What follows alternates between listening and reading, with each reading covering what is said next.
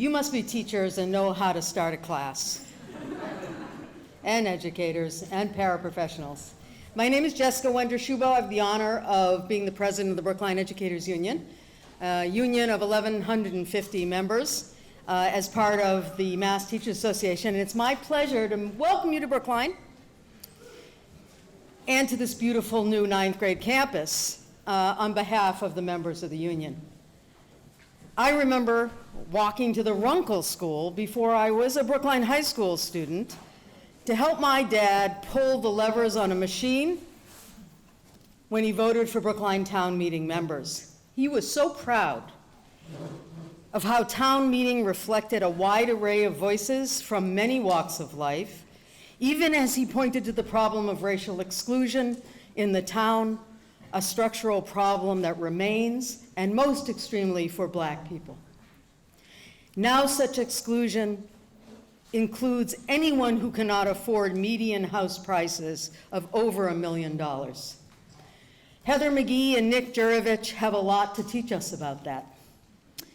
Yet still in today's Brookline, town meeting with its legacy of community-based democracy recently turned back the attempt of unelected committees to gut school funding that the voters had just endorsed a few days before.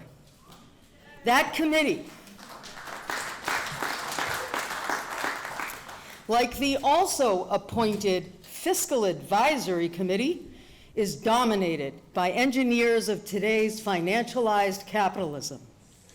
They are the masters of the zero-sum thinking that Heather McGhee so brilliantly confronts. The BEU is thrilled to welcome Heather McGhee and Nick Jurovich as we do our best part to deepen true democracy in neighborhoods and workplaces. Our strike last May turned back school committee threats to weaken the broad-based collective voice of educators. After years of the district evading bargaining over class and caseload sizes, and with legal threats to impose more work for free, our members have finally said business as usual must end.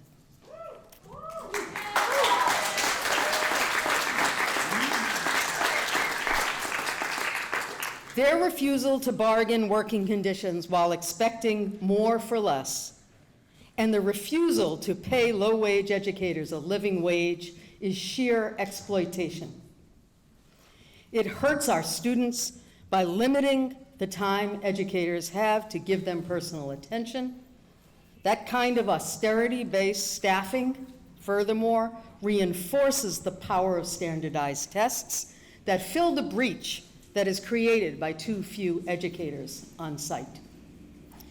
Brookline is building beautiful buildings like this one while rejecting the BEU proposal to pay a living wage to paraprofessionals from the neighborhoods of our underrepresented students to help staff the spaces. So I thank our speakers for supporting us in pressing the school committee to stand up to the worst impulses in this town.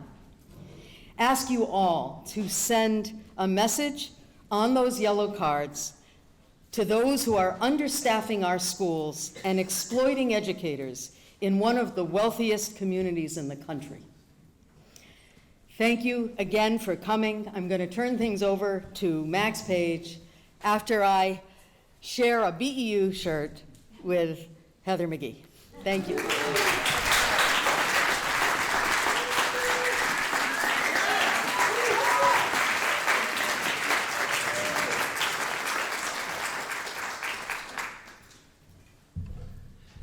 Good afternoon, everyone. It's great to be here. For those of you I don't know, I'm Max Page. I'm president of the 117,000 member Massachusetts Teachers Association, representing our public school and college educators. It is great to be with the BEU and your students and union members from all over.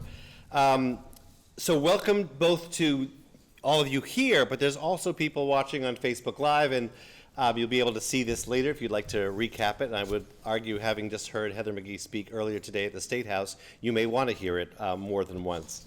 And thank you for Jessica and the BEU for hosting us here and fighting and inviting us all to be part of the fight for paraprofessional justice in Brookline and across the Commonwealth. The victories for living wages that we have been winning in different locals across the Commonwealth have been some of the most important victories that we as a union have won over the past decade, and we are only just beginning. So, we're a union, I think, and I was thinking about this because of what reading Heather McGhee's book and also hearing her speak today. We're a union that believes we have to fight both within the walls of our public schools and colleges for our students and our educator members, but also outside so that the families have what they need to live healthy and secure lives. Both struggles are necessary, inseparable, and are essential to achieving education justice. So this is the second in a new series that we're doing in the MTA. They call it MTA Forums. The first one was on Monday, and in which we talked about the tyranny of high-stakes testing and the utter failure of state receivership. And you'll be able to watch all of these on our Facebook Live page. But we're going to be doing these in the coming year as well. We want to bring in national figures and have the MTA lead you, as the educators, lead the debate on important issues around public education. So if you have ideas for speakers that we should have for next year, please let us know. Or better yet, come and tell me and Deb McCarthy, our vice president, on Saturday, and join us on the Pride Parade, all right? We're having a whole MTA contingent, 11 a.m. Saturday morning. We can talk as we march. You can tell us what you need most. And please look at the MTA Union Weekly News that came out yesterday. You can sign up. Let us know you're coming to the Pride March on Saturday. All right, so I'm really pleased to welcome Heather McGhee back to Massachusetts, where she went to high school.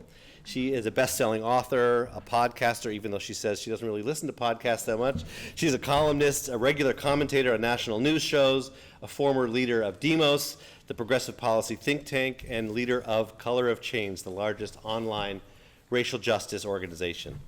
So this past fall, I was at a conference in D.C. and I heard Heather McGhee speak on this book, The Sum of Us, which was a 10-week New York Times bestseller. And many of you have received copies today. MTA members can get copies and join a book group, hopefully assembling at the summer conference at UMass Amherst, August 6th to 9th. I heard her speak, and I said, we have to bring her to Massachusetts.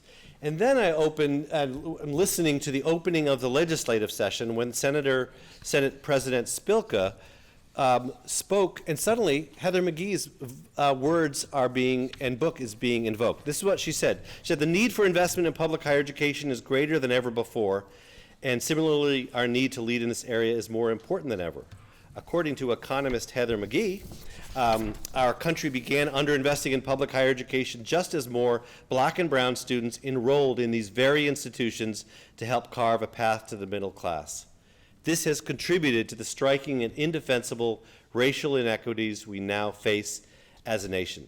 So we cannot say we are serious about closing the racial wealth gap here in Massachusetts without redoubling our efforts to support public higher education.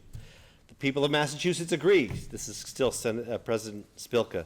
They have told us loud and clear through the passage of the Fair Share Amendment. Thank you, BEU, for winning that the time for the Senate to lead is now in public higher education, just as we have with K-12 and with early education and care. The right to quality debt-free public higher ed is just one of the rights which Heather McGhee argues we all deserve and that have been so long denied people of color as well as working class people. This is just one of the ways that Heather McGhee is challenging us with eloquence and passion and grounding in history to recognize the scourge of racism baked into our history and institutions and how it has been used by those with power and profit, and in the United States, that's usually the same group, to divide working people from one another and deny all of us the common goods we all deserve. Excellent integrated schools, higher ed as a right, fair housing, fair pay, green cities, a dignified retirement, and LGBTQ plus rights. So the books, if you haven't gotten the books, you could also grab a bookmark that we created, and it includes this quote that I'll just leave you with from The Sum of Us. It says, everywhere I went, I found that people who had replaced the zero sum with a new formula of cross-racial solidarity had found the key to unlocking what I began to call a solidarity dividend, from higher wages to cleaner air, made possible through collective action. An end to zero-sum thinking, the solidarity dividend, I think that's ideas that union members might be able to be attracted to. So I'm so pleased to honored to welcome Heather McGhee to the stage. Thank you, Heather. Thank you. Good afternoon, everyone. Take this moment to silence your phones. I just did mine. All good. Yeah, it's right here. Who should I call? Wow. First of all, what an amazing turnout on a random afternoon. I know there's pizza because they're good organizers. But this is wonderful to see you all. It's really great to be here. Wonderful to see a veteran Brookline educator, the mother of my best friend, Franny Moyer, here in the audience, and so many faces, new and old. Really great to be here. So Max has had me on a little dog and pony show today. I got here early this morning. I live in New York City. I got here early this morning and met with the incredible Massachusetts Teachers Association staff, and then went over to the State House and had a pretty remarkable event. It was in the old Senate building, the old Senate room, with all the, with Calvin Coolidge and Horace Mann and the Senate president and 12 or 13 senators came with a whole bunch of other people and staff, and we talked for about an hour. And it was really clear that I think coming on the heels of the ballot initiative victory for Mass Fair Share, which I remember talking to people in Massachusetts about 15 years ago, that the idea of really refunding public education from the cradle through to debt-free college is having a moment in Massachusetts. And that is only for the good of this state and for the nation, to see how we can begin to reinvest in public goods again, reinvest in our educators, our helpers, our caregivers, and of course in our youth. So congratulations to all the people in this room who helped to make that happen and bring this moment into being today. So just want to applaud all of you.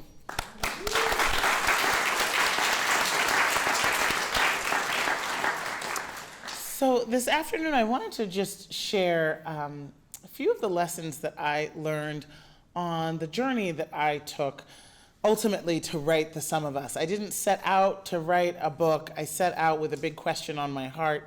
I was a public policy wonk. I worked for nearly 2 decades at a think tank using research and statistical analysis to spot problems in the American economy and then craft evidence-based policy solutions and hope that in getting those to the desks of policymakers and decision makers in business, that they would make better economic decisions. That was kind of the formula, right?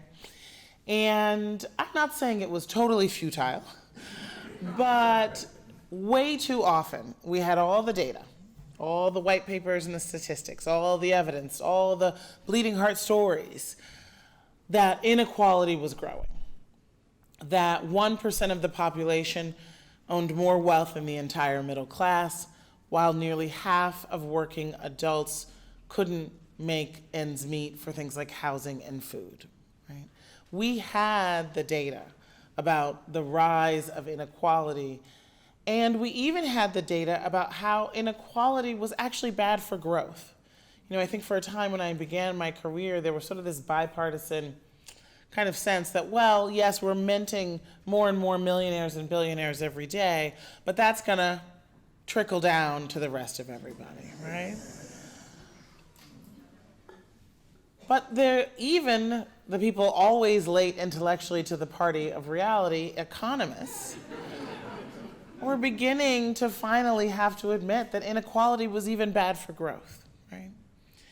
That if you don't have enough of your players on the field scoring points, right? Your team is not going to win. And that we simply can't be competitive if so many of our families are mired in debt, are held back by disadvantage and discrimination, right? And there's so much concentration in our economy that we can't have as many new small businesses and entrepreneurs and innovators who aren't already at the top of big mega corporations. Right? And so I was a bit frustrated, and I set out to answer not how our economy had gone from one that was shaped like a football with a fat middle class in the middle and sort of narrow ends of high and low income households on either side. Right? I knew that we had gone from being shaped like a football to being shaped like a bow tie, right, with a squeezed middle class and bulging ends of high and low income households.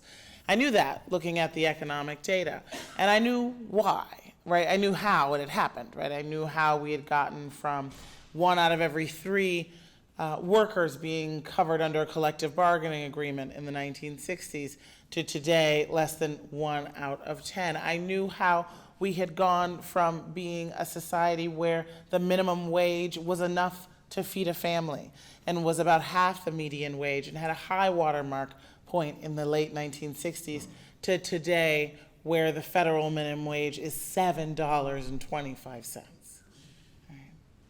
Where it commits you to poverty. I knew about the changes in our tax policy and trade policy and labor policy, but what I couldn't understand, and my studies in law and economics simply did not give me a compelling answer to, was why? Why would the country that had figured out the formula for something we called the American dream be willing to turn its back on that formula? And so I set out to meet hundreds of people, talk to organizers, a lot of them in organized labor, grassroots organizers, faith-based organizers. I picked up the phone, I hit the pavement, I went to diners, I joined Facebook groups, talking to hundreds of people, and then also broadening my intellectual foundation from the disciplines that I had been trained in to think more about the social sciences. And what I ended up learning is 3 core insights, and I just want to share them with you very briefly today. The first is that our collective economic progress is being held back by a lie. And that lie, that fallacy, is the idea, as Jess said, of the zero sum, right? Of the idea that there's sort of a fixed pie of well-being, and if one group gets a bigger slice of the pie, then the other group has to get a smaller slice. And in the US, that zero-sum story is a racialized one. It's racialized because many folks believe that progress, or even the presence of people of color, is a threat to white people, that it has to come at their expense. It's also racialized because, according to the research, white Americans are far more likely to view the world through a zero-sum prism. Now, I thought that was really interesting when I first came across it, and I did something that I would end up doing more and more on my journey, which was sort of pausing and really asking deeper questions, right? Because you can sort of take something like that and chalk it up to just like, oh, zero-sum thinking, that's just something white people do, But no, it's not like there's some biological correlation between the melanin content in your skin, right, and the tendency to view the world through a zero-sum prism, right? It's not natural. Everything we believe comes from a story we've been told, right? And so I said, well, who's telling my white brothers and sisters this story about the zero-sum game? Who's selling the story to them? How are the people selling that story profiting from the sale of that story economically and politically? Right? Who gains economically when working and middle-class people are divided from one another? When they don't live near one another, when they're not willing to share with one another, when they're not willing to organize with one another, when they're looking upwards, aspirationally, because everybody can get rich, as opposed to looking laterally at their fellow person in struggle. Who benefits? And it was really in trying to understand the whole extent of the zero sum, about what it's cost us as a core foundational story in our history. And for those who've read the book, you know that each chapter includes a little bit of history. And I am not an historian. I wear many hats, but I am not an historian. But I really did feel like one of our big problems in society is that we have been woefully miseducated about history. We don't know where we're standing today because we refuse to look at the steps that we took to get here, right? And it has been actually a campaign throughout our history to win the memory war of how we got here, right? And so I wanted to include a fair amount of history and look at, well, where the zero-sum story came from. And ultimately, it was a creation of some of the worst elements in our founding society, right? The enslavers, the colonial plantation elite, who sold a racial bargain to the many white, soon to be considered white, Europeans who were also landless and in various levels of indenture, and said to them, side with your color instead of your class. And it's that racial bargain that we've seen the self-interested elite try to deploy time and time again throughout our history. So when I think about the zero sum and what it costs us, it really ended up leading me to the second big insight in the book, which is the story of what happened to many of the country's nearly 2,000 lavishly funded, grand resort-style public swimming pools. And so these public swimming pools were not the kind that I think you and I normally think of when we think of a community pool. These pools could often hold thousands of swimmers at a time. And they were part of a building boom of public goods, right? Public roads and bridges and libraries and schools and these pools. And this building boom was in the 1930s and 40s. It was part of the New Deal era of public goods. It was those kinds of physical public goods, but it was also economic public goods. Economic public goods like Social Security for the elderly, like a massive investment in housing, a federal investment in housing that working people could afford to make sure the supply kept up with the demand of the workforce. And on top of that, something really heretofore unprecedented, which was the idea of mass homeownership. I have to remember, it was a pretty radical experiment in the New Deal era to say that just your average working person should be able to have a government-backed, regulated, and insured financial instrument, allowing them to, on modest incomes, own a piece of property that they would then be able to, of course, pay off over time, but that would create a foundation for intergenerational wealth. This was really reflecting that deeper public goods ethos of the era. It was an ethos that said, you know, the government has a right and a responsibility to ensure a decent standard of living for her people. That public goods ethos was also reflected in the GI Bill, which put a generation to college for free and into no down payment home ownership, and the labor laws of the New Deal era, right? The wage and hour and safety laws, the collective bargaining laws that helped to swell the ranks of organized labor. And that, in turn, helped to create the greatest middle class the world had ever seen, right? The highest standard of living in the world in the 1950s. And yet, virtually everything I just described was in one way or another racially exclusionary, right? Whether it was explicitly or just in practice. So we had the Social Security Act, which in a compromise with the Jim Crow delegation to Congress excluded the two job categories that most black workers were in, right? So only black people would have to still toil in domestic work and agricultural work in poverty until they died. That massive investment in housing I referenced was predicated on the never substantiated idea that people of color would be too much of a credit risk. And so the progressive FDR New Deal government created as a condition of subsidy to private developers that they include racial covenants right? Clauses in the contract saying that these new homes that were affordable would only be given to people, quote, wholly of the Caucasian race. This wasn't just in the Jim Crow South, this was all over the country. It was federal policy. We saw the creation by the federal government of the maps, the redlining maps as they are now known, which surveyed all of the greatest metro areas of the country down to the block level for their racial and ethnic character, designating the areas with a, quote, high Negro concentration to be hazardous for lending, thereby barring private lenders, commercial lenders, mortgage lenders from lending in those areas, leaving those communities who nonetheless, by hook or by crook, were able oftentimes to buy property, to open businesses, but they were doing it with loan sharks. They were doing it with contract loans. They were doing it at such a cost and did not have access to the capital that helped to create thriving neighborhoods that were resistant to economic shocks. So we saw all of this, even the GI Bill, which was race neutral on its face, where were the benefits, right? They were in the very segregated housing sector, right, and education sector.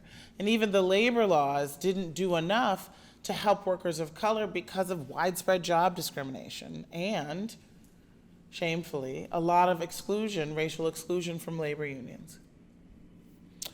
But that all began to change in the 1950s and 60s, right? When we began to see that the civil rights movement allowed Black families to successfully sue with the argument that their tax dollars had funded those public goods all along, just as well, right? And that in the case of the swimming pools, which were so often segregated all over the country, either with a whites-only sign on the fence or just by custom and enforced through intimidation and violence, that their kids should be able to swim too. And that's when desegregation orders for public swimming pools began to come across the country from federal courts. And in response, many towns and cities, instead of complying and integrating, decided to drain their public pools. They literally drained out the water, backed up trucks of dirt and gravel. And when I saw this phenomenon, I went to Montgomery, Alabama, and walked the grounds of what used to be a 1,000+ person swimming pool, right, in their central park called Oak Park. Gone, January 1st, 1959. Montgomery closed the entire Parks and Recreation Department of the city. No more public goods. They even sold off the animals in the zoo. And they kept it closed for a decade. We were in 1970 before there was a Montgomery Parks and Recreation Department again. And they still never rebuilt the pool. But this didn't just happen in Montgomery, right? It's like, oh, Montgomery, we know about Alabama. No, right? This happened in Ohio and West Virginia. It happened in New Jersey and Washington State and California. In many places where they didn't just, baldly destroy the public good rather than share it, they just kept meaningfully segregated pools, right? So the white families refused to go to the pools that Black families were now able to go to, and the towns often stopped investing in those public goods once they were integrated. Some towns and cities sold their public pools to private membership clubs who could then have a roster of who was invited. Right? The YMCA was actually a regular partner in these schemes. One of the strangest moments in my book tour was when I got a phone call, a media call from, I think it was called Backyard Swim and Spa. And Backyard Swim and Spa is the name of a trade magazine for the people who sell, service, install backyard swimming pools. And they wanted to interview me because they were doing a cover story, a sort of racial reckoning about when their industry really took off. And it was in the wake of public pool integration. Right, so you see what happens Racism destroys public goods. It means that if you're wealthy enough to build a backyard pool or join the country club or the private swim club, you figure it out. But everybody else has to make do on their own or go without. And the story of going without is one of the stories that I tell in the book because it's so much a story of the America that I've known, right? Of going without the debt-free public college that we used to have back when 90+% of the college-going population was white and mostly male, right? We used to have debt-free and free college, not because it didn't cost anything, but because government picked up the tab. And then we began to drain the pool of public resources around state legislatures investing in their public college systems and maintaining that level of support and maintaining the affordability, right? So what do we have now instead? Right, we're all at the bottom of a drained pool around public college where we have a $2 trillion student loan burden in this country, where 6 out of 10 white students have to borrow, 8 out of 10 black students have to borrow. Our college completion rates are beginning to stagnate globally when we used to be at the head of the pack. We turned our backs on a formula that worked. It worked, it wasn't charity, it was an investment in the economic engine that is the next generation.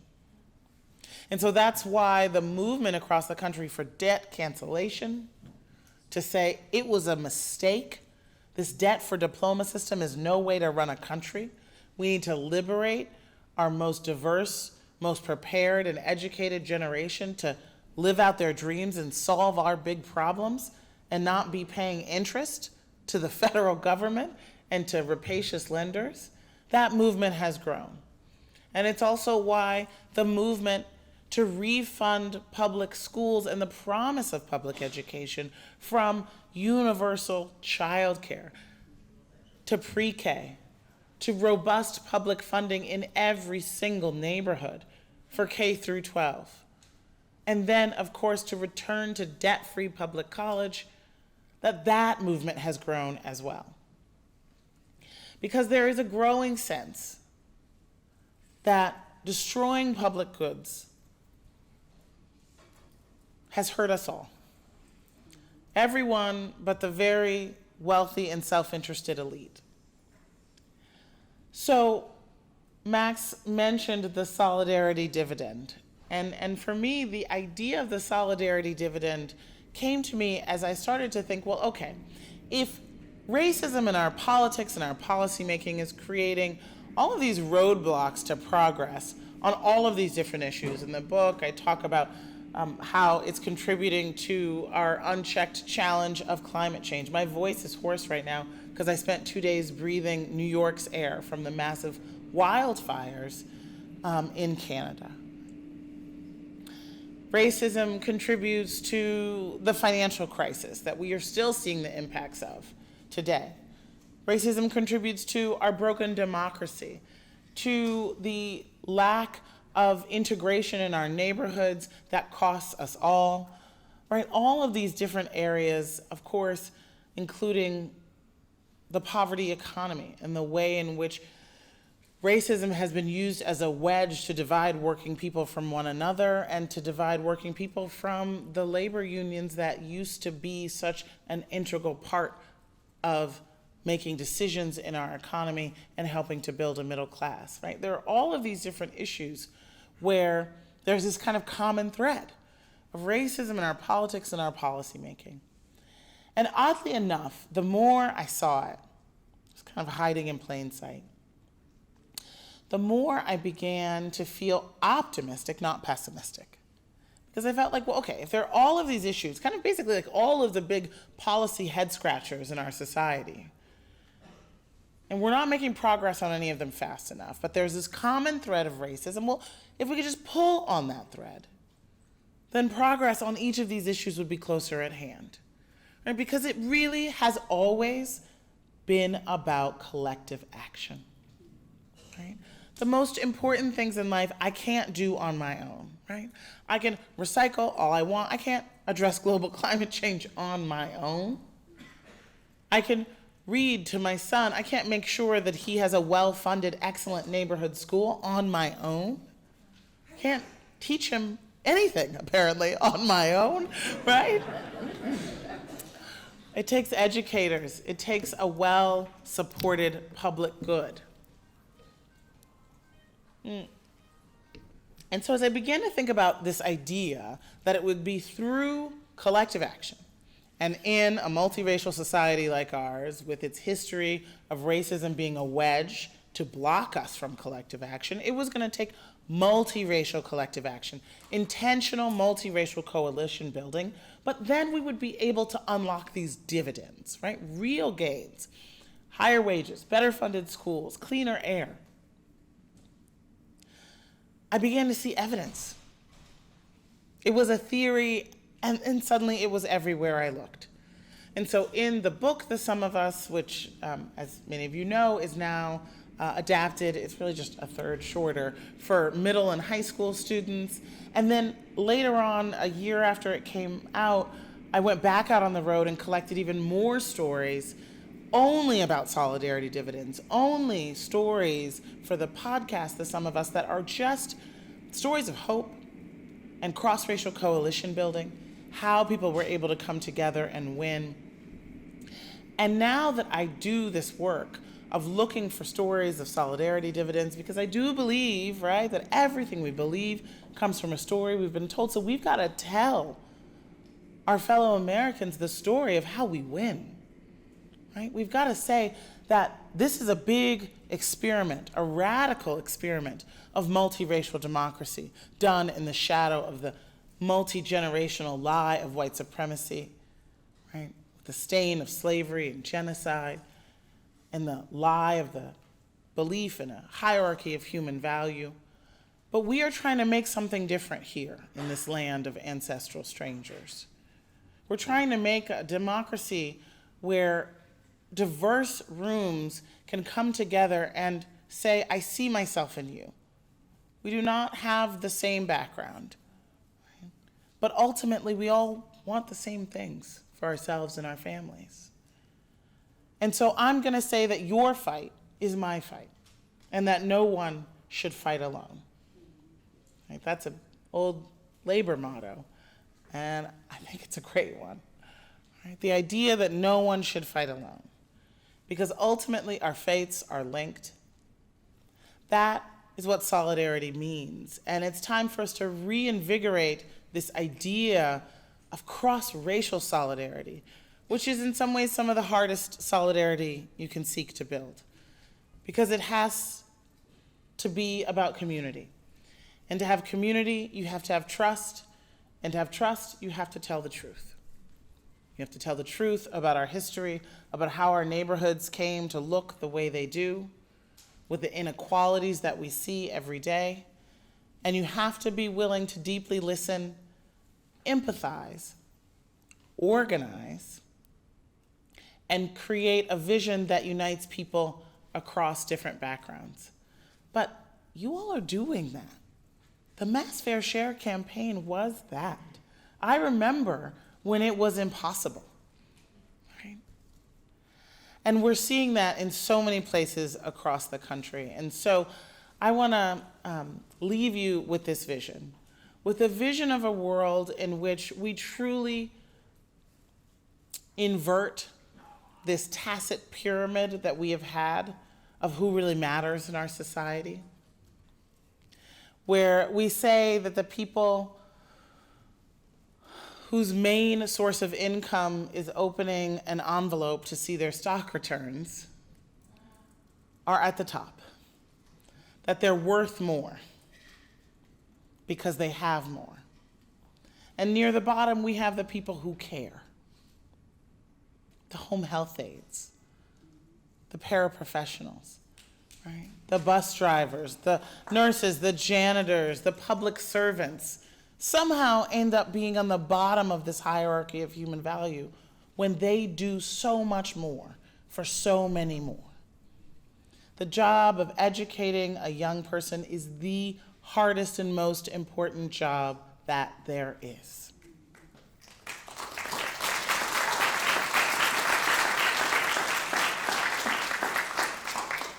So let's stand together. Let's fight for one another.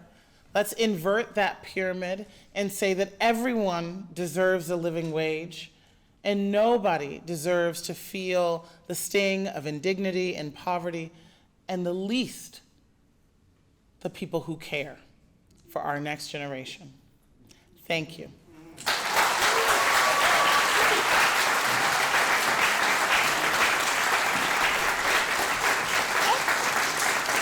Thank you. Thank you so much. Thank you.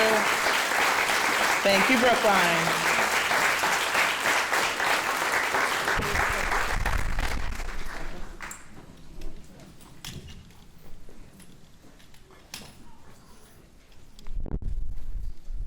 Wow. I know we just applauded, but we have another round of applause for everybody.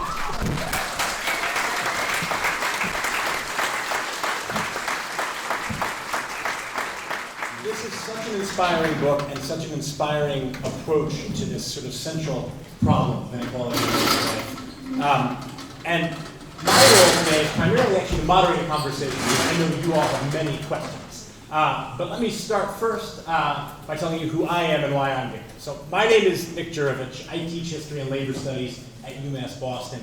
And I'm a proud member of the Mass Teachers Association, FSU MTA. We are a pre-K through PhD union, and it is such a privilege to be a part of a union where your union president gets up and says, fighting for paraeducators, the gains we've made are some of the greatest gains we've made in the last decade. I have been researching the history of this work for the past decade, and if you told me 10 years ago that a major teacher union leader would get up and say that, it would have blown my mind. And it tells you, I think, how far we've come as an educators union movement, led by folks including those right here in Brookline who put these issues on the table in the last decade, and how we might continue to move forward. So thank you to BEU for hosting us, and thank you all for being here too to have this conversation. The reason I'm here is that actually back when I was a graduate student, I got an email from Jess who said, our paraeducators are organizing for living wages, for job security, for respect here in Brookline. Woo! Yeah, right? All workers deserve. And I found something you wrote on the internet where you say, Byron Rustin and A. Philip Randolph, these titans of the civil rights movement, 50 years ago, were fighting with paraeducators for living wages, for job security, for respect on the job. And I said, yes, that's exactly right. And of course, these civil rights organizers, these labor organizers, were fighting in exactly the manner Heather McGhee tells us we need to, simultaneously advancing a broad vision of economic equality. Their signature vision was the freedom budget for all Americans, but in the same breath, naming it as a project of racial justice, advancing this as a vision for uplifting all workers, and particularly those workers who had been left out of that New Deal contract. So briefly, what happened? There was a baby boom in the post-war era. Schools were overcrowded, and administrators, backed by elite foundations, said, well, we can hire more teachers, but they're expensive. What if we hire aides? Mostly women, in cities, mostly women of color. They can do all of the kind of care work functions that need to happen in a classroom while our teachers stand up front in front of 50, even 60 students, right? Oh, and by the way, we'll pay them about $50 a week. That was the going rate, poverty wages. And along came civil rights organizers, those affiliated with the war on poverty, and labor organizers, and said, wait a second, look at what these educators, and they are educators, are doing in schools. They're bringing local knowledge into classrooms. They're connecting schools to the communities they serve. Oh, and by the way, they would make great teachers. What if we fight for those things? And under the tutelage, actually, of Byron Rustin and A. Philip Randolph, organizers in New York City, all around the country, began fighting, and they won enormous contract gains. So by the way, when you hear someone say, wow, 30% for paraeducators seems like a lot, the first contract in New York City raised para wages by 140% in 1970. We need memory, right? We need to remember these things. All around the country, these wages went up, so that by the late 70s, the wages that paras were earning, inflation adjusted, would be what our educators are asking for today if we actually make those 30-40% leaps. Back when Minneapolis teachers were on strike, I actually did the math. And the paras they were demanding basically being brought back up to the level they were in 77. So again, if people tell you this sounds outlandish, this sounds new, it's not, right? These are demands that have been articulated before. This is a vision of broad economic advancement and racial justice. But why are we still fighting for it? What happened? as we learned from Heather's book. And by the way, I'm a historian, and this is great history. I want to be clear about that. Insofar as the credential matters, this is fabulous. And I want to be clear about that because the pool was drained, right? And we know this happens in public education. Some of it's explicit, right? We know how the austerity logic is deeply tied to attacking both the people who need public services, as welfare queens, as takers, and the people who provide them, right? And this language, as you write, seeps into our speaking about public servants all the way up to Scott Walker's attack on educators in 2010 in Wisconsin, the Tea Party's attack all around the country. And so when you hear people today telling parents in Brookline and elsewhere that they're temporary, right? Not interested in the knowledge they bring in, but wanting to test them only in English, even though they've been hired from communities where that's not the first language spoken, right? We see these issues coming up in contract fights. This is a long project of austerity, of drained pool politics, of zero-sum thinking. But after 2010, our unions began to rethink this. For a long time, teacher unions on our back foot went along with this idea that we had to conform to austerity, that we had to advance the logic of elite professionalism. But that's changed, right? That's why you hear our educators standing up and saying fighting for Paris is essential as part of our entire union, right? Because we have to advance all of our members, because an injury to one is an injury to all. Yeah. And when we see that today in Brookline, right, we are fighting for the kinds of vision, right, the one job should be enough that has been advanced by the Fight for 15 that Heather writes about, by Marriott strikers down the street a few years ago, we can link these things broadly to that campaign, both for racial justice and for economic equality. These kinds of visions will, hopefully, I believe, bring about those solidarity dividends that Heather writes so eloquently about. And so, as someone who's studying this history, I'm inspired by what you all are doing here in Brookline.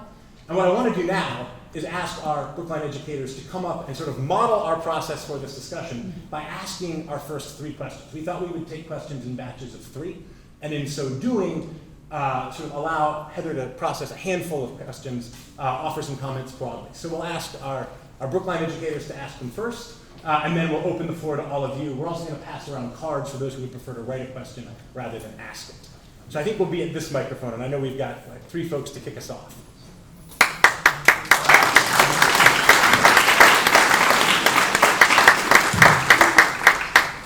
Is it on? Can you guys hear me? No.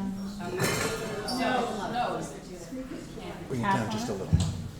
Oh, I got it. Sorry about that. So first of all, I just want to say thank you for everything. What you said is incredibly inspiring. My name is Amanda, and I'm a Spanish teacher here in Brookline, and I'm also a member of the BEU. I'm a proud Latina working in a department with the greatest proportion of teachers from other countries, and for whom English is not our first language. We represent a lot of diversity, and yet when a Latina student, 3rd grade, enthusiastically grabbed my hand when I walked into our classroom and told me that she wanted to be a Spanish teacher one day, it broke my heart to find myself asking if I could support this. I wouldn't want my Latinx students to work in the conditions that we are now working in. Last week, the administration told us that they laid off K-8 world language teachers, and the rest of us will have to do the work of those they laid off on top of what we're already doing. Full teaching loads, plus more, for the same pay. What do you think this says about the district's priorities?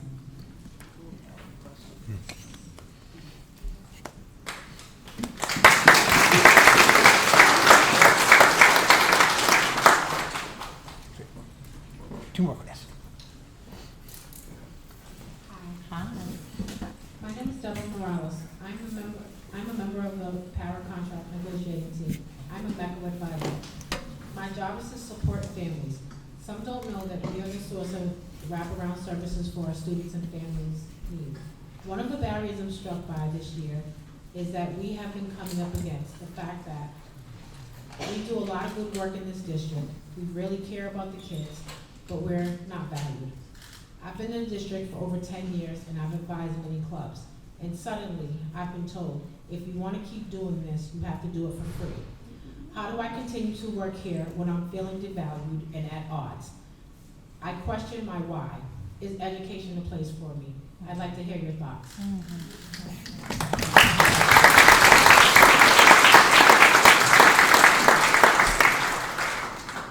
Hi, I'm Para in Brookline, and quits every year, either because of lack of pay or because we get moved around, just treated interchangeably. And I'm wondering how we continue to connect that to the bigger picture that you're talking about. Great, wonderful, thank you. So I just want to say thank you for coming and sharing those stories. It's so important that the work that's often rendered invisible and less visible, gets really highlighted.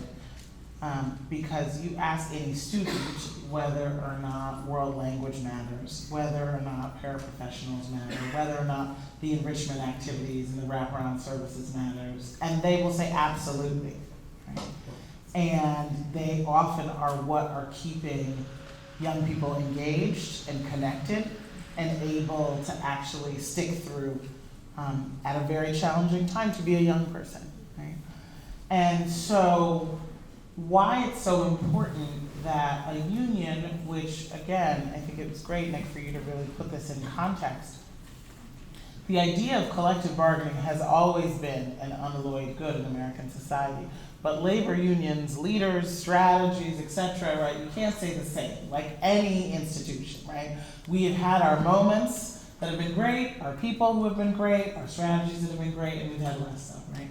But to have a union, oftentimes, the more expansive the union is, the more you begin to see that hierarchy of value, right? Where who is prioritized are the people who make the most, have the most social capital and economic capital in the union. And so the fact that the most visible demand and fight here at the BEU and in other places across the state is to make sure we raise the wage floor and make sure that the negotiations that you are doing are successful, is to make sure that the beating heart of the educator's workplace, is still there. Because we know that if you are paid too little, if you are made to do work off the clock, if your contributions and your talents are disregarded, you do not stay. And this actually is this kind of attrition ends up costing the district, ends up creating chaos for the young people and for the other educators who have to start over again. And it's really, really important that because if my understanding is correct, the minimum wage does not apply to municipal workers, that there be a living wage and then some for every worker, right? I would add, no matter what their status, in a community to make sure that that is a thriving community.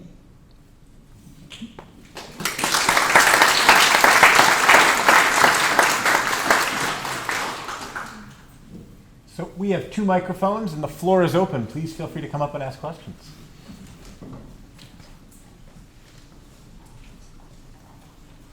Thank you so much for being here and sharing your work with us. I'm from Springfield. I'm also a world language teacher, so muchas gracias. I teach French, German, and AP African-American Studies. So one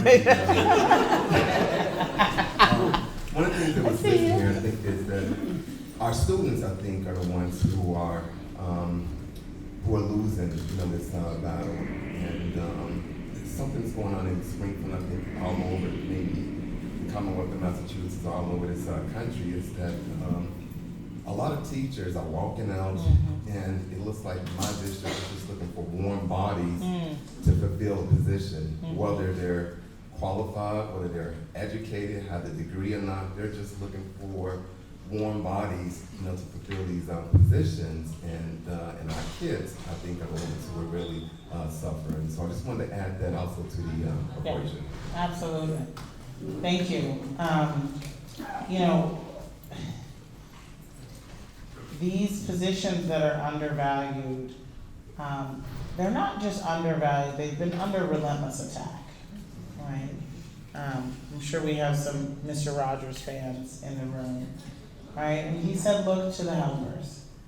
And it really does feel like it has been a concerted economic and political strategy over the past few years to attack the helpers, right? To sow chaos in our public school systems, in our public libraries, to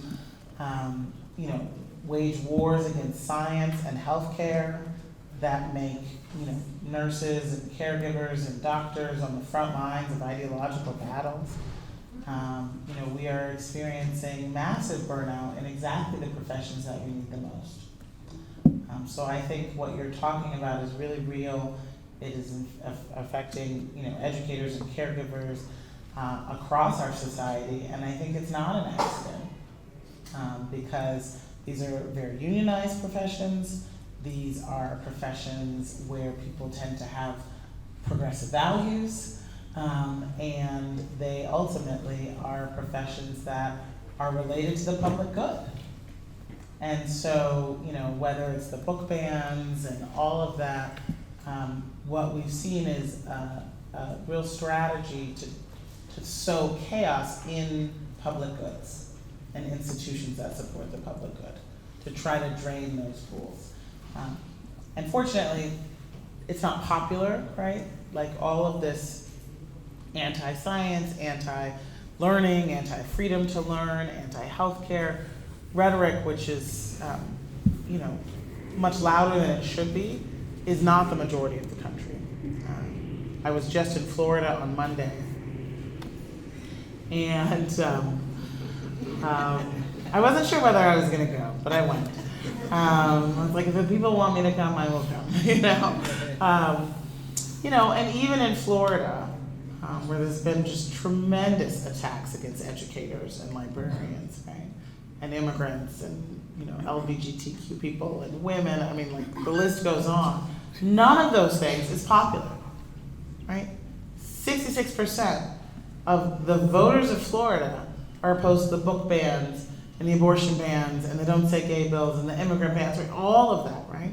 And so you really have to recognize that it's about democracy, it's about organizing, it's about us realizing that there is a majority support for the kinds of values we're talking about, and we've got to take some comfort in that and not be and not let them make us despair, which is the goal, right? To create chaos and despair.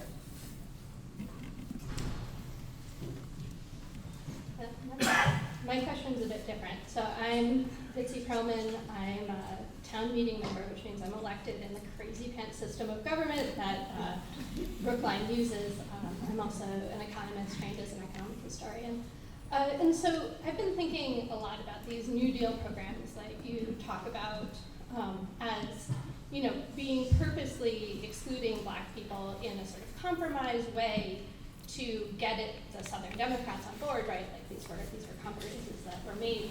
But I've been starting to wonder how much they were not actually just compromises, but in fact designed to create a white class that was actually more, engaged in racism, specifically through home ownership in that way. And through not providing things public good, but through employers to sort of create these divisions. And I guess my question is, when we think about expanding the pie, how much should we lean into these systems that may or may not have been created to divide people? Again, like investing in home ownership, versus trying to sort of undo these systems. And I guess, how can we think about which ones are worth saving? Yeah. Yeah. Wow. So cool. So I definitely think that there is a lot of evidence that creating these divisions was good for the northern capital class as well as the southern capital class, right? I mean, that's pretty incontrovertible. But your kind of more interesting, provocative question, I think, for the present moment is, so much of the average American family's wealth is tied up in home ownership, and the home ownership has been shown to make people more conservative in a lot of different ways, right? It's like, oh, if all my wealth is in this property and you even suggest that something might hurt my property values, then I'm going to suddenly go against all of my whatever ideas I might have had before because I got to keep my nest egg, right? The stand your ground kind of castle ideology, right, comes attached to this idea of, private ownership of land, right? And of course, we should not, but we do, tie the funding of our schools to these property values that have been rigged racially, deliberately. So there's a lot of, I think, reason to be suspicious of home ownership as, a part of the equitable path forward. Now the problem is, what we have is a, massive racial wealth divide that is most acute for Black families who were left out of that free stuff and the subsidized home ownership. And that means, that has a real impact on today's families, right? So today, a Black college graduate has less wealth, household wealth on average, than a white high school dropout. Right? That makes no sense, right? It just flies in the face of everything we know about economic success, right? The white high school dropout shouldn't be wealthier than the Black college graduate. And yet, wealth is where history shows up in your wallet, and where the Black college graduate has done everything that she's supposed to do. She went to college, she graduated, she has a good job, she's got a higher income than the white high school dropout. But the one thing she can't do is go back in time and make sure that her grandparents weren't redlined out of home ownership, right? And when we talk about home ownership, it has been free money, unearned wealth, and opportunity and security for generations. And so if it's not going to be a system of home ownership that creates the economic security of a middle class life for this more diverse middle class, it's got to be something else, right? Because I'm not convinced that I think we need many renter protections, and it needs to not be a huge financial penalty to rent, right? And we need to have renters be protected from rising rents the way that homeowners are protected from rising mortgages, right? Like, our mortgages don't go up unless we've got an adjustable mortgage, but that's a very small percentage of people, right? So we need those kinds of protections, and housing shouldn't be a casino, but we also need something. We can't say, I don't think we can say, okay, let's stop subsidizing home ownership, let's stop encouraging home ownership now. Right? That would feel very drain pool, actually, right? To say now that most young people are people of color, let's forget that free stuff. Hi, Heather. Well, yeah, we're going to take some of that. Hi. First of all, thank you for being here today, and thank you for all your work in all of these areas. My name's Annetta Argyris. I work at the same program where Nick teaches. I'm a staffer in the Labor Resource Center at UMass Boston. I'm also the president of my MTA local there. So here's my question for you. I haven't had a chance to read the book yet, Okay. but I'm curious for you to talk more about the intersection of the zero-sum mentality and the corporatization and privatization processes that we're seeing. I know the K-12 world faced this, in the manifestation of the charter school movement. In higher ed, we're also facing it in a myriad of ways of both the lack of public investment, but also wealth extraction from what should be a public institution. So I'm curious how you've seen, as an economist, how you've seen in your conversations with people, this interaction of these thought processes around the zero-sum game and corporatization and financialization of our public institutions. Are there a couple others? Oh, you got it. Hi, my name is Emily. I'm I'm a Brookline High alum and a future history teacher. I'm in college right now.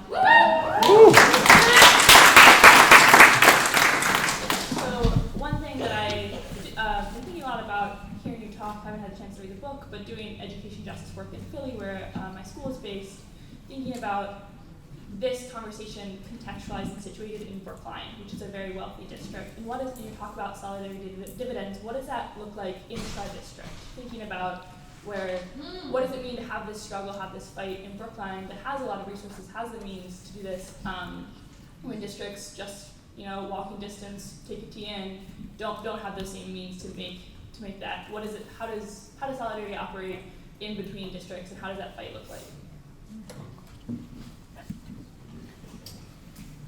Hi, Heather and Nick. I'm Justin Brown. I'm a fourth grade educator here and the incoming president of the union, so I'm really excited to be here. I'm also one of the organizers for this event, and we have a bunch of RSVP questions. I have a group of 3 here that are sort of related, but do you want to sort of talk about these? Okay. I'll ask these first. Okay, nice, got it. Okay. So, I do think that it's hard not to be sitting in this building and be here on this gorgeous campus and not see that not every student in the Boston area has this opportunity.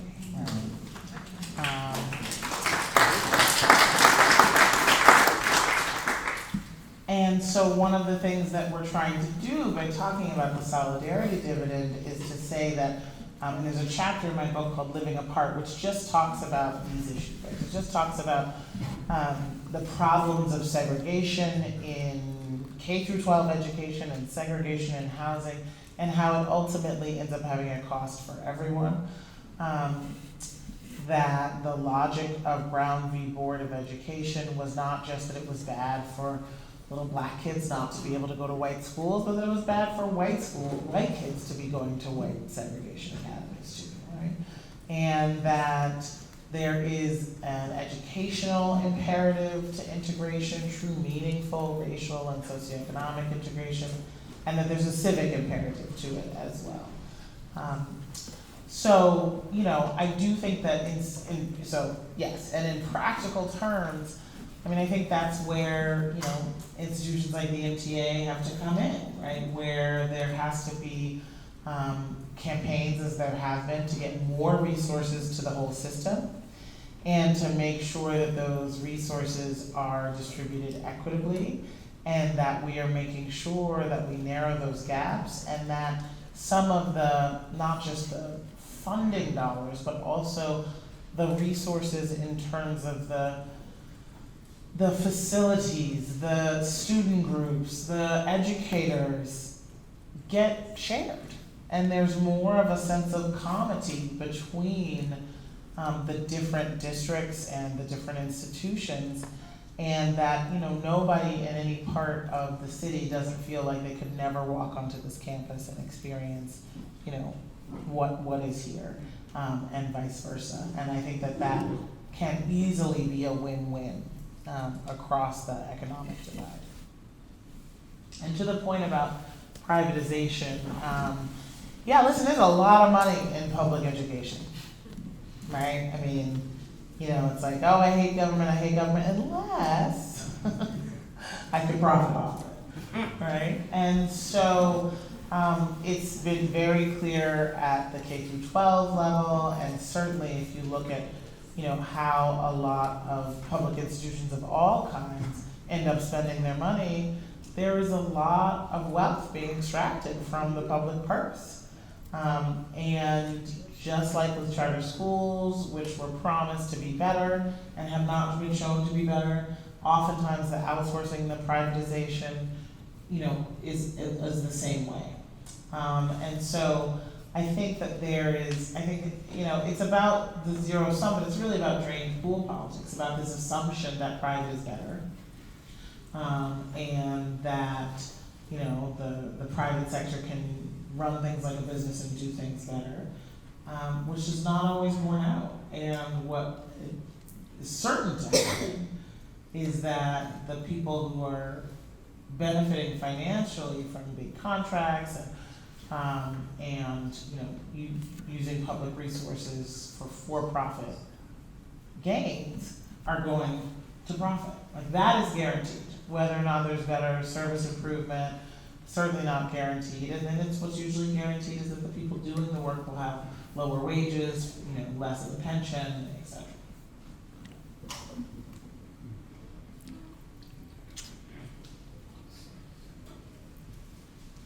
Hi, I'm a former Boston Public School teacher. I taught for almost 30 years in the Boston Public School. Before you clap.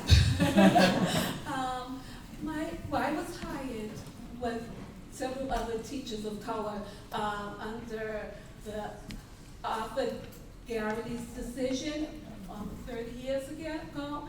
And I'm kind of leery when I see unions because the Boston Public School Union was not helpful at all.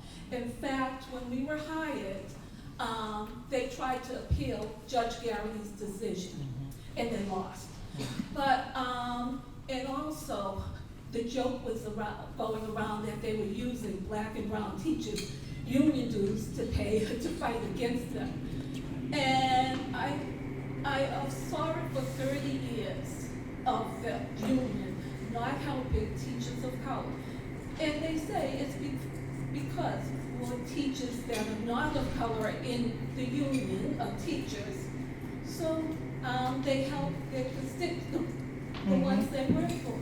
And I was just wondering, how would you, I mean, you may have answered it already, but if they see that they're going to lose, if they feel they're going to lose, then how can you get them to change their ways? If they feel that the other teachers are going to lose pay, when we were hired, about 350 teachers that were not of color were laid off, and that didn't even reach the 20% that they were supposed to have. And I just want to know. Great, thank you. Thank you for sharing that story. When I was talking about how these institutions have just been reflective of people, right? That's exactly what I was talking about. I mean, I was raised, very much in the inequality era and focused on class struggle, class politics, and economics, and so I've been very pro-labor. And my parents were like, "What are you talking about?" Right? It's been the unions who stopped black people from getting the jobs, the apprentice job, right? So, that's just really real. And it's important to tell that history, a part of that labor history, and it's important to have repair, right? It really is, because, because otherwise you have many communities that should be right here, front and center, labor activists feeling like this is not a place that is welcoming to them. So not to put anybody on the spot, but I do think it's worth it maybe for Max or Jess to talk about kind of how today's union has dealt with or has evolved from the racial strife of the past. If you don't mind, I'll put you on the spot. Here we go. I actually was going to also ask Nick to talk about the drain pool that happened in Boston in the 70s, that right after these jobs were created, that then the funding got cut. I think the crucial part of what's changed in the MTA and the Brookline Educators Union is democratic unionism and democratized bargaining. And you don't have a strike with 1,150 people without having 1,150 conversations, one-on-one, about what is important and what people are striving for. And there is no shortcut, and you do not have strikes unless all members, and you've heard us talk about the world language teachers. I just want to make sure you take a look at this, 700 statements of solidarity with the world language teachers in K-8 for their super exploitation, and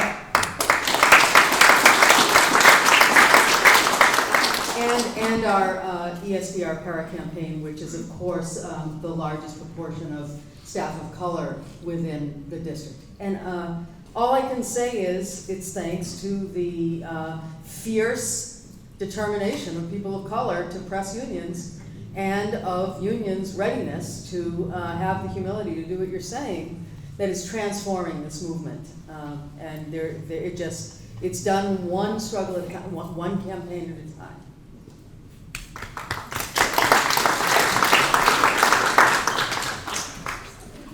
I'm waiting to speak. Yes. Yeah, Yeah, we'll come back. Great. Sure. Good afternoon. Arthur Conquest, resident, parent of 2 students that graduated from Brookline High School. I wonder how many people in the audience here remember Dr. Adrian Mims. You're here. Okay? I just want to put a pin in that. How many people remember the demonstration last March in front of Brookline High School with about 1,500 students protesting the racial treatment that they received at the hands of the administration, and publicly made the administration, the principal, apologize to students. I want to know how many people remember that 5 senior black female administrators have left this system recently, okay? No explanation by anybody in this town about why those black women have left this system. There's never been a report about those 1,500 black students that demonstrated in front of that building. This is on us. We're allowing this to happen. And it's going to continue to happen until we organize ourselves to say to the power structure, the white power structure in this town, that's it. No more. It's up to us to have that happen. There's no, my heart bleeds for Dr. Adrian Mims. 18 years of his life. I think about that often. I remember the day Adrian Mims came to this school as an aide with the Medco program. He started from the bottom. And when he got to the top, thank you, but no thank you. It's on us. I don't care if it's 3 of us that have a sit-in at that high school or have a sit-in at the school committee to say no more.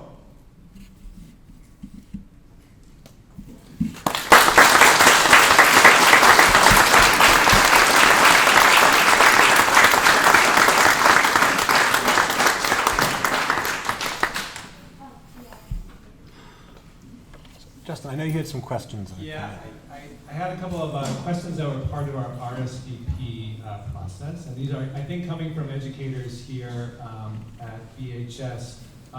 They're all sort of related. The first was, where do you see, Heather, the best work being done in schools to build humans who are thinking in non-zero-sum ways? That's from Julie James. Oh, get it, Julie! This is from Laura Honeywood. Where can I find this succinct explanation of the solidarity dividend that I can provide to students as they search for solutions to the ways racism continues to hurt us all? And the final from Abby Erdman. What are the most important changes to upend structural racism in schools? nice easy questions. Well, I want to say that to Arthur, what's your name, Arthur? Arthur Conquest. Arthur Conquest. Hey. I'm sure he will be here for people to talk to afterwards to create that organizing. That's how it all continues, right?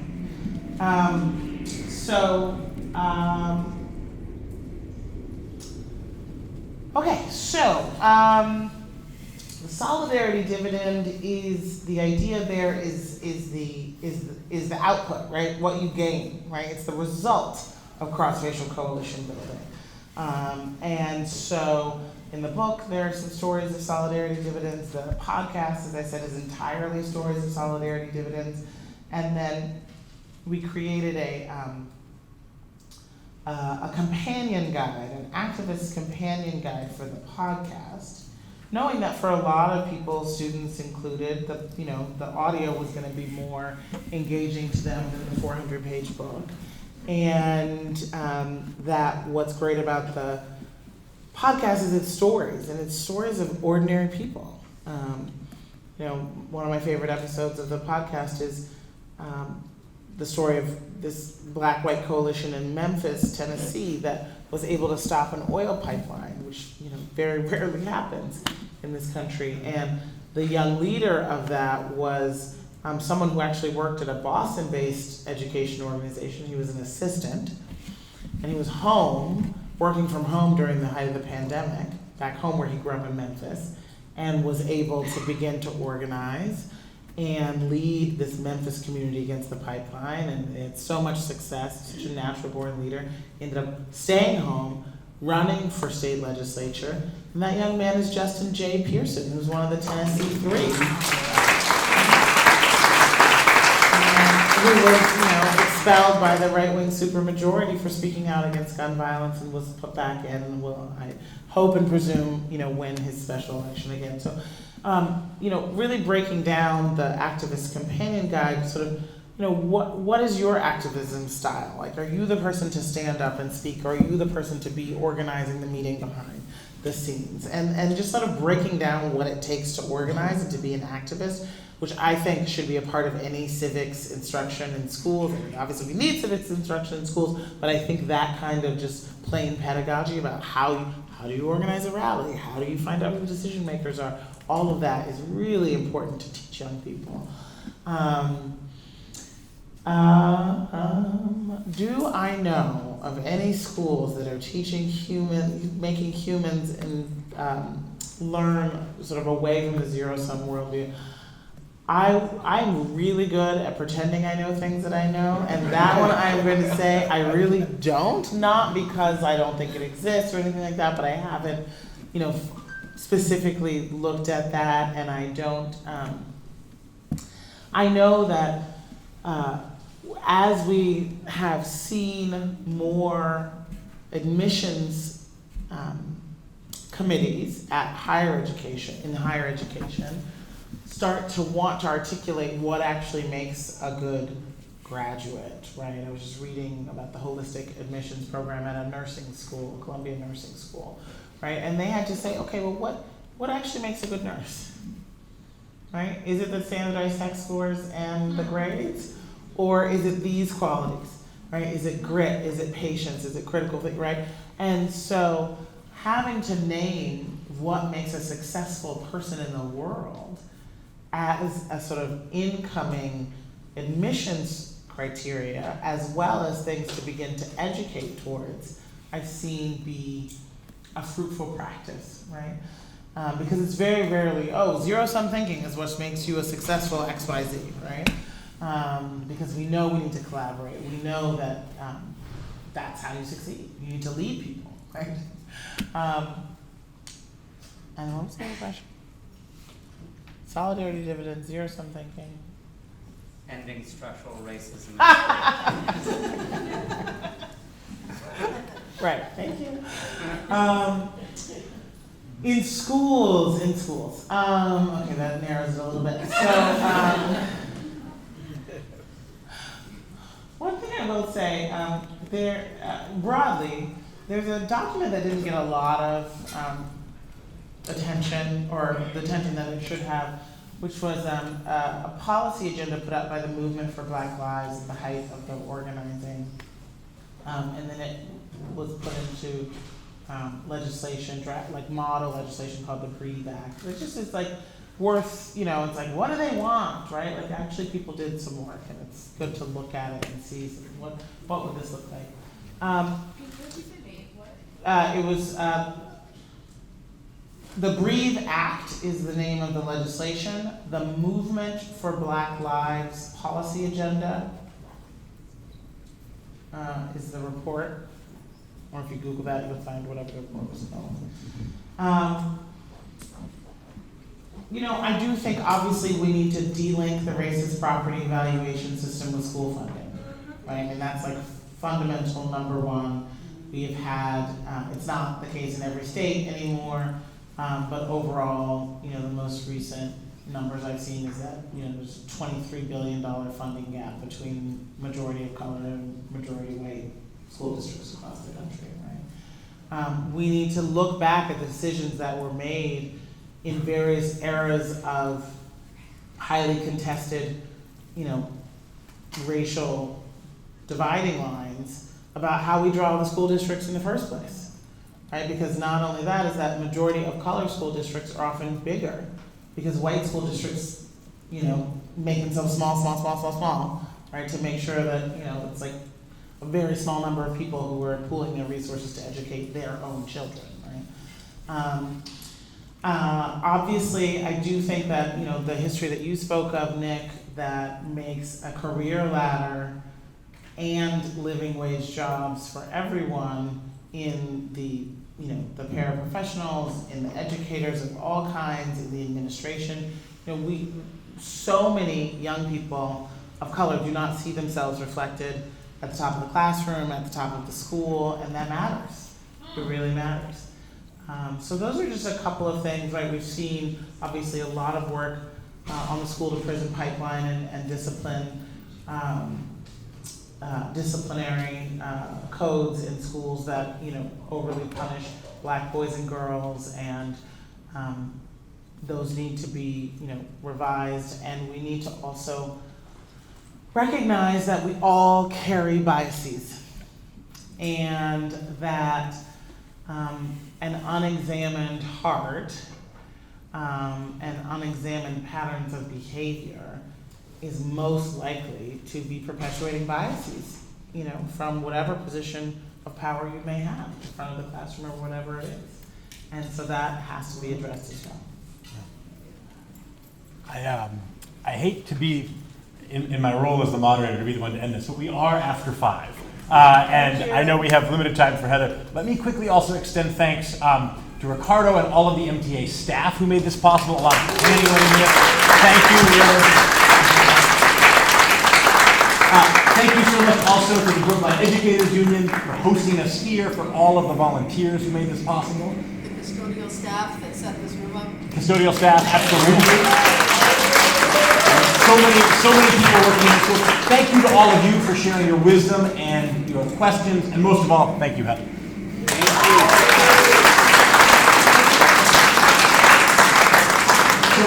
Yes, there will be books to be signed down here. Also, please do pick up your yellow cards and help us send messages to the Brookline School Committee. You'll see people going around with boxes to collect those. Yeah.